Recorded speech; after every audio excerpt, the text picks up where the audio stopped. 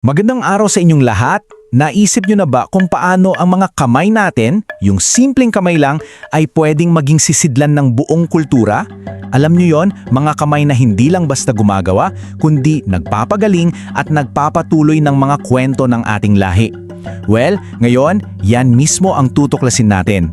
Silipin natin kung paano binubuhay ng mga kamay na ito ang napakahalagang kaalaman. Tara, simulan na natin! Isipin nyo to ha, sa bawat pagpanaw ng isang lolo o lola sa isang komunidad, para kang nawalan ng isang buong library. Kasi yung mga kaalaman, yung mga sining, yung mga kwento na nasa isip lang nila, kapag hindi nasalin, pwedeng tuluyan ng maglaho. Ito yung tahimik na pagkawala ng ating kultura na madalas hindi natin napapansin. So paano natin to lalabanan? Dito na pumapasok ang konsepto ng cultural mapping. Pero teka, hindi ito yung mapa na ginagamit natin sa Waze ha, ibang klase ito. Ito'y isang paraan para idokumento, kilalanin, at isalba yung mga tradisyon at alaalang na bumubuo sa kaluluwa mismo ng isang lugar. Ang technical na tawag dito ay Intangible Cultural Heritage or ICH. Sa madaling salita, ito yung buhay at humihingang kultura ng isang pamayanan. Hindi ito yung mga bagay na nakatago sa museo, kundi yung mga kaalamang nasa isip at higit sa lahat nasa kamay ng mga tao.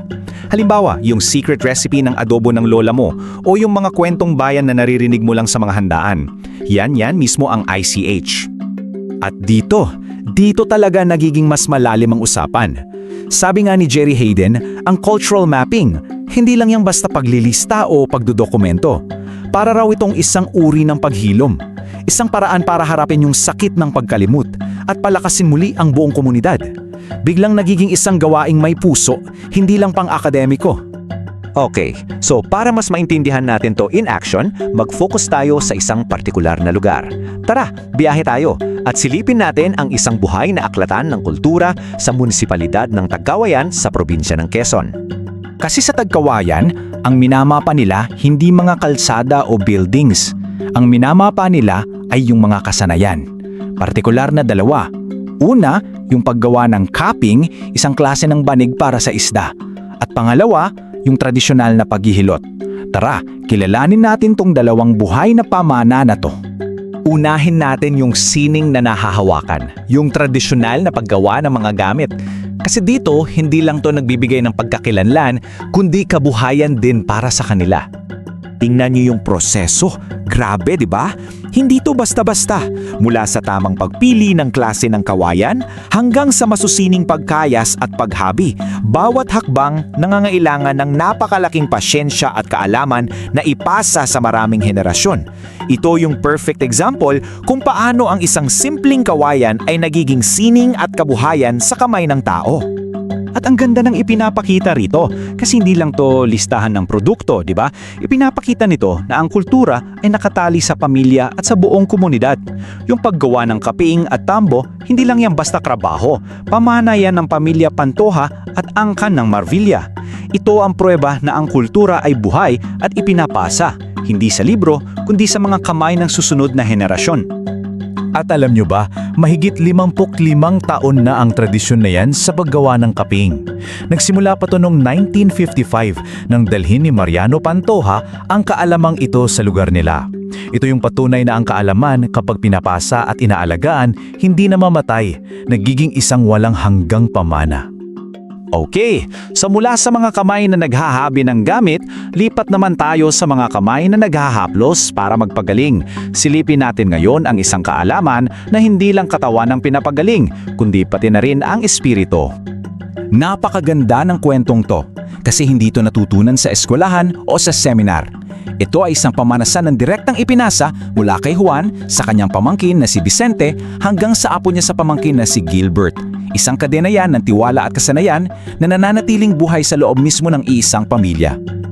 At ang puso, yung sentro na pamanang na ito, ay isang maliit na libro, ang librito. Pero huwag kayong magkamali, hindi lang ito basta libro. Ito yung pisikal na sisidlan ng isang di nahahawakang kaalaman. May dala itong bigat, misteryo at kapangyarihan. Kaya pala ito sagrado, kasi ang librito hindi yan manual, isa siyang espiritual na kasangkapan. Isipin nyo ha, nakasulat sa sinaunang baybayin, naglalaman ng mga orasyon at may kwento pang nakaligtas sa apoy. Grabe! Kaya hindi ito basta binabasa. Ito ay pinag-aaralan, iniingatan at ginagamit ng may napakalalim na pag-unawa at respeto. So ang pinakamahalagang tanong ngayon ay ito. Okay, ang ganda ng mga kwento. Pero ano ba talaga ang nagagawa ng lahat ng pagsisikap na to? Anong epekto ng pagmamapa ng mga sining at manghihilot para sa isang komunidad? Ano ang tunay na resulta? At ito na nga yung resulta.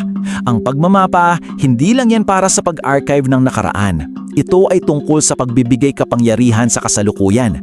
Binibigyan nito ng boses at kabuhayan ang mga pamilya sa tagkawayan.